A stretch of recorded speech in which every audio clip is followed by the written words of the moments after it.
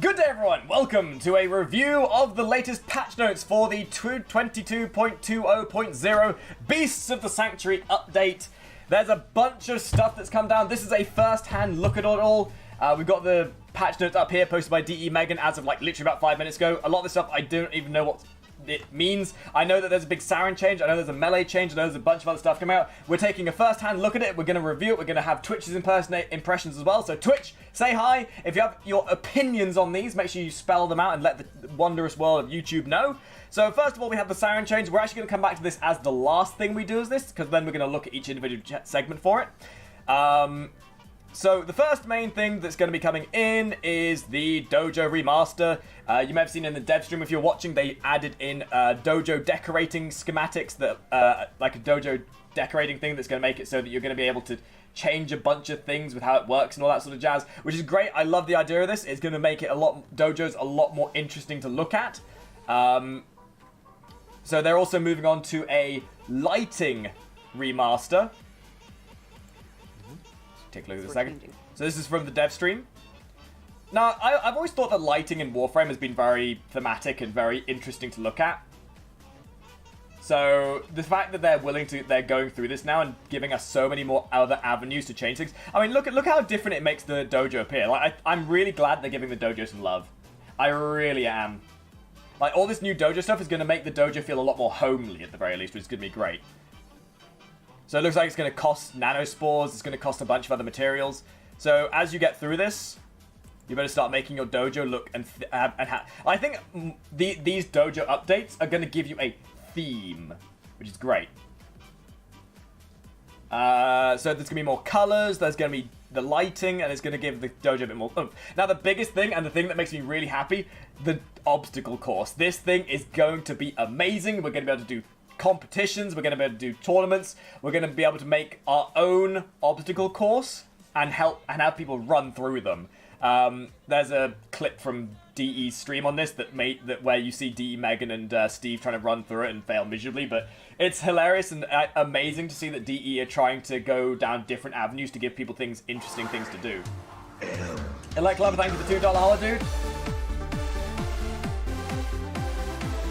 Moving on, we have the new particle effects. Holla. Get dollars. Also, I can't get this song out of my head. Please help. That pan flute. Kappa. This isn't a very professional recording, I tell you. This is literally done as I'm streaming, so just bear that in mind.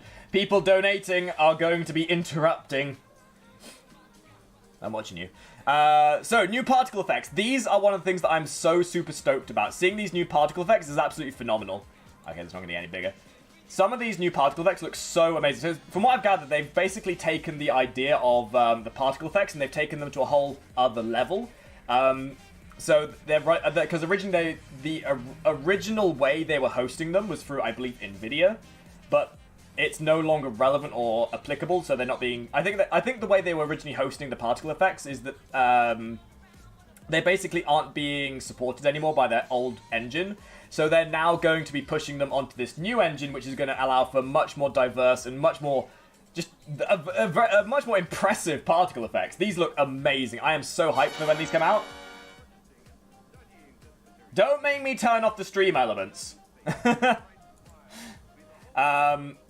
so we're going to come back to these towards the end as well. We're actually going to look into Saryn and these new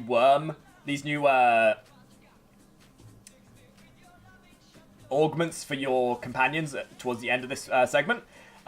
Moving on, these are actually just to give you a little hint though. These are actually rewards from the the Onslaught, I believe. So then moving on, we've got some changes to some of the scrumbers and combos that are coming in. Although that's not exactly relevant now, so we're going to skip over that.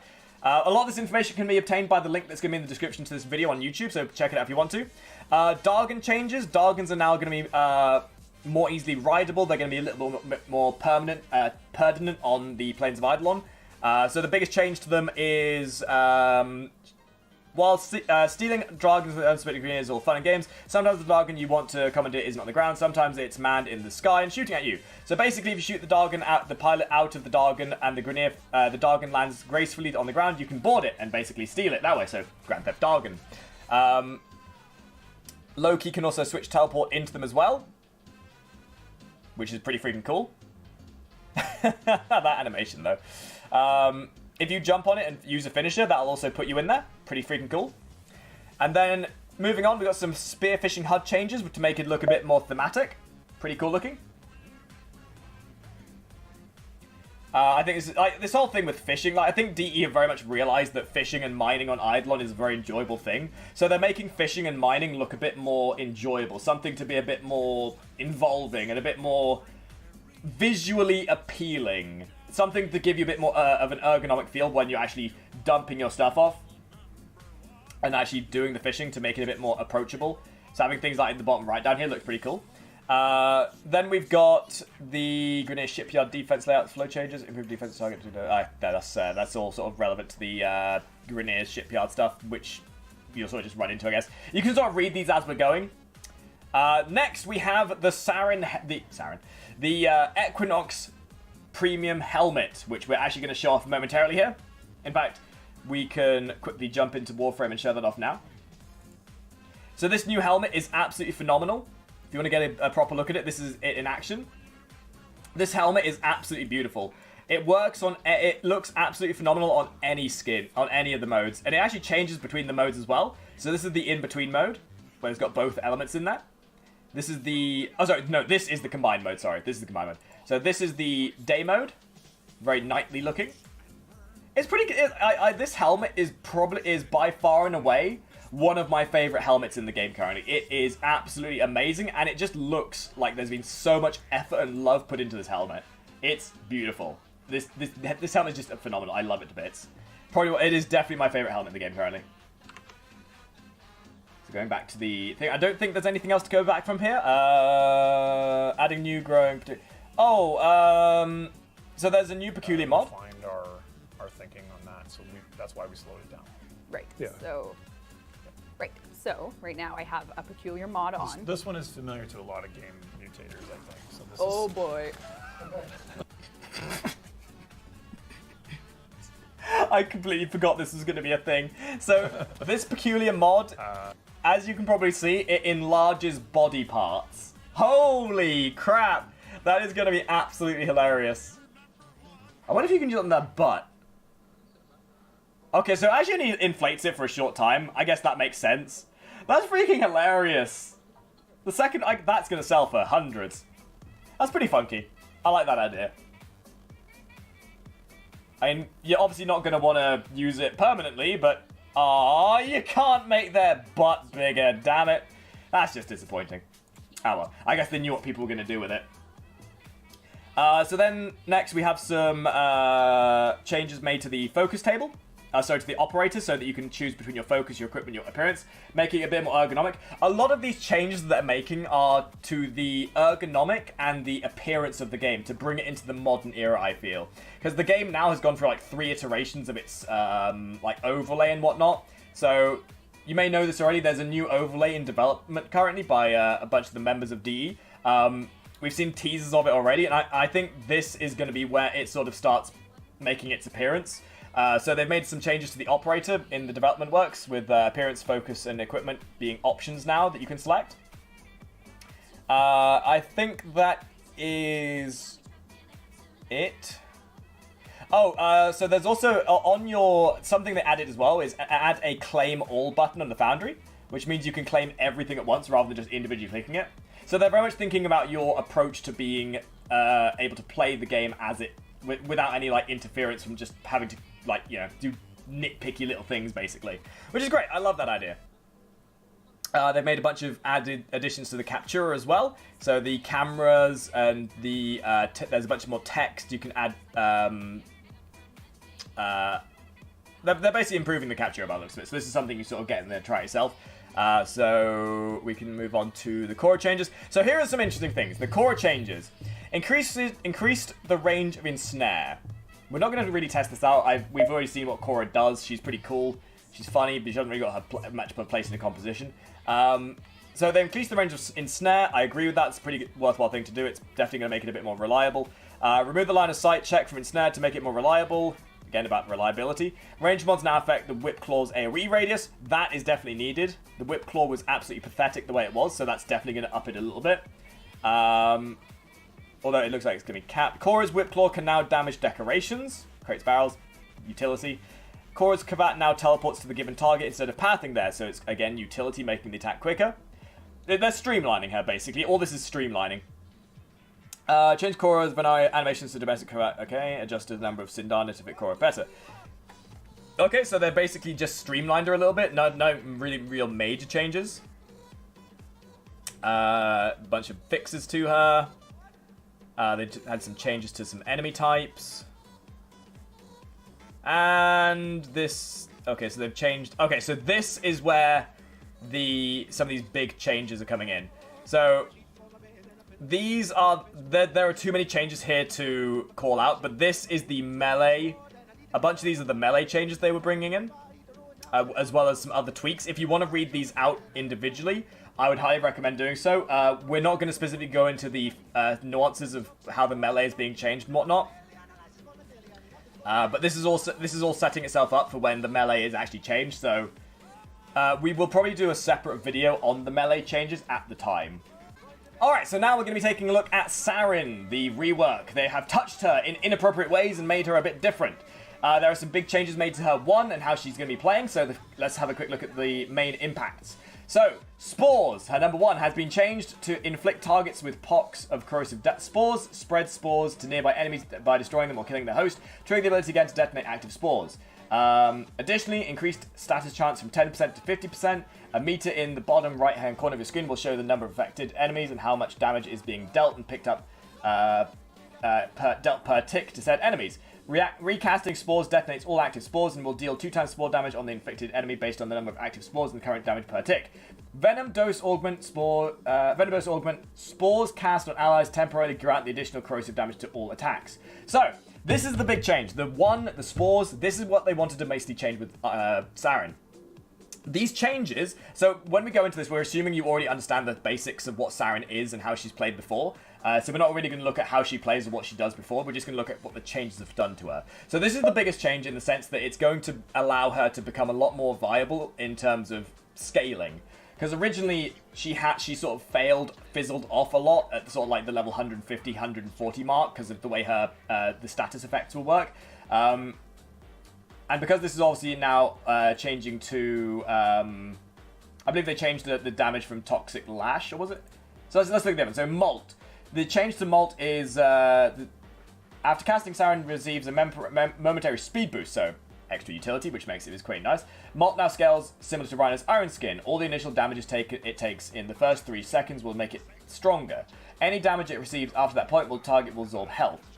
So they're basically making so that the Molt, the little duplicate clones you can make with them, are going to be a lot more pertinent rather than just being there. So something else to keep in mind with this is that damage absorbed is shown in a buff indicator on the top of the screen. Once all absorbed damage it has dispensed, Molt explodes, dealing toxic damage to nearby enemies. So this is relying on you using it in situational fight to make the most out of the potential damage from it. Then you have Toxic Lash changes, increased duration from 30 seconds to 45 seconds. Toxic Lash no longer grants 2 energy restore when bursting spores. With the new spreading nature of spores, survivability of Molt, and increased duration of Toxic Lash and Miasma, Saryn is not as energy hungry as she was before. Contagion Cloud Augment kills and Toxic Lash leaves behind a Toxic Cloud, and melee kills double the damage dealt by Toxic Cloud. All these changes are putting her to a much more relevant state where she's actually going to be able to deal with much higher content rather than just being something that you use for lower to mid levels, I feel. So then we move on to Miasma, which is her 4. So now Miasma now has a 100% guaranteed viral status effect on damage tick, as opposed to what it was before. Increased range from 15 meters to 20 meters, which is amazing. That again is going to help her be a lot more relevant in current content. They've increased the duration of the Miasma from 3 to 5 seconds, which again can scale from duration, I believe. Miasma inflicts double damage on targets affected by spores. So this is again putting the idea that Saryn is indeed based on her synergy between her abilities. When recasting on the same enemy, it will refresh the tick duration and maintain the viral status effect, but will not stun the enemies a second time during the status effect ticks have subsided. So all of these abilities, they are a great change, and they're going to make her much more relevant. we're not, when we go into actually looking at this, we're going to go into we're not really looking at her build, we're just looking at the abilities themselves. So we're probably going to see multiple build videos for this coming out anyway. We're just going to go and see how this actually affects her. So, increase Saryn's armor from 175 to 225 at rank 30, and increase Saryn Prime's armor from 225 to 300. Again, just a general buff. Amazing amount of FX updates. Spores received high. So the rest of this is just like VFX stuff, really. So, now that we know what's changed, let's actually have a look at these abilities in action. So, again, don't worry about the actual build. Don't worry about what it is I'm doing. We're going to see how these work on stationary targets, and then we're going to see how they affect each other. Alright, so now we're going to give a try to her abilities. Again, this is just my initial synopsis of it. I am in no way a professional Saryn player. I know the general idea behind Saryn. We're merely demonstrating how these abilities have been affected and how much stronger they are. So we're going to look at the non-damaging abilities first. We've got the Molt, which can now soak the damage more efficiently. Thank you, O. Carter, for the host. Appreciate that. So this is now going to be able to take more damage more effectively. You can't use your spores on it anymore, because originally what people would do is they would summon the spore, and they would allow they would summon the Molt, sorry, and they'd use their 1 to trigger on it. And obviously you still get the damage from detonating it, like so. And I believe it actually stacks, so you can sort of use it a multitude of times in a row. Oops. Oh god, I fell to my death. Whoops. So you can see, it does seem to, the status procs do seem to affect. So you can spam it multitude of times over to get the effect, and it does seem to scale with range as well. So obviously the ones in the back didn't get affected quite so much. Okay, so now we're going to test out the spores themselves. So we've got the 1. So you can cast it once to put it on. Press 1 again to take it away. Cast it on once, and as it's on the target, you'll notice down in the bottom right there's a building infected cast. So, Saryn has now become a frame that is based on managing your stacks, kind of like Nidus in some way. So I think you're going to be looking to see a frame that is going to be built a lot on the idea of, kind of like Nidus, managing Nidus's stacks. The more you build your stacks, the more it's going to affect you. So we're going to activate Miasma. So that in the middle should in theory die first. So the damage the middle one took, because of the spores, was much higher. So as the spores have popped, they've spread to the ones next to it. And this damage is now increasing the infected by a lot. So this is going to... Saryn is now looking to... I think Saryn is now going to be much more reliant when it comes to big survival fights, when there's loads of enemies clumped up together. So let's take a look at this on these enemies down here. So we're going to infect one target. We're then going to use our Miasma to trigger it. We're then going to pop the spore. Okay, so that's maybe not how it works. So we're going to activate the spore. Going to pop the spore. The spore now spreads to the other targets. So it counts as one buff as opposed to many. And it can now spread to the other targets around it. And it obviously then helps Miasma deal much more damage than it would do normally. So again, these are level 90s and they are falling off much quicker. Like the DPS is going to... I feel like the DPS increment with this is going to be much more noticeable now. Whereas Saryn would sort of fall off against level 150s, this is going to be very noticeable if you get this build, if you get Saryn down properly. Again, we're just merely looking at these as a whole at the moment. I don't claim to know that much about Saryn. We're simply just testing the idea, because we tested Saryn before with a general purpose build, and she does well at really low. She does well at like low, mid to sort of semi high level content. But the second you get to level 150 content, she sort of falls off quite dramatically. With the way this damage is now going to scale, I think this is going to help her tremendously with being relevant. Or at least a lot more relevant, to say the least. So we're going to do that.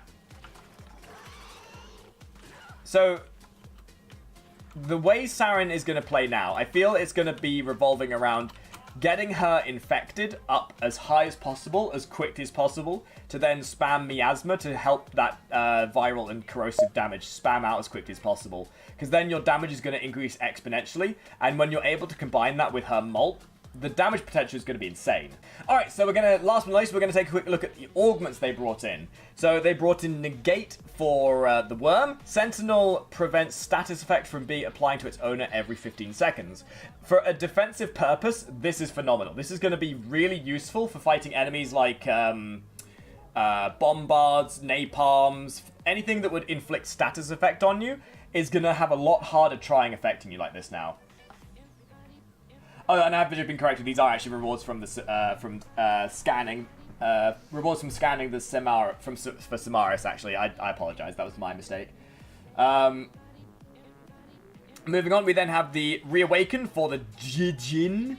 Upon death, automatically revives itself after 165 seconds. So basically, this is just another one of those mods that will keep it alive for longer. And then another order host. Thank you very much, dude. Appreciate it. Moving on, we have Looter. So much akin to the vacuum, makes looting easier for the carrier. Destroys crates within 4.5 meters, and obviously it scales with levels, so that's going to go up to about 20 meters, I believe. So that's quite useful if you're just going through and want to hoover up some loot. I'm not going to show off too much of these. They're obviously quite self-explanatory for what they do. There's no point trying to show off them in action, because they're obviously very obvious, I guess. So I hope this has been a enlightening video. It's obviously, I'm not going to say I'm really the best at these sorts of things, but I hope you appreciate the video nonetheless. If you have, leave a like, share, and subscribe. If you want to see more of these sorts of first-hand impression videos where we review the patch notes, please leave a comment, leave a like, let me know what you think if you want to see this sort of thing. And we'll see you all in the next video, guys. Thank you very much for watching, and stay dapper, my dudes. Ta-ra.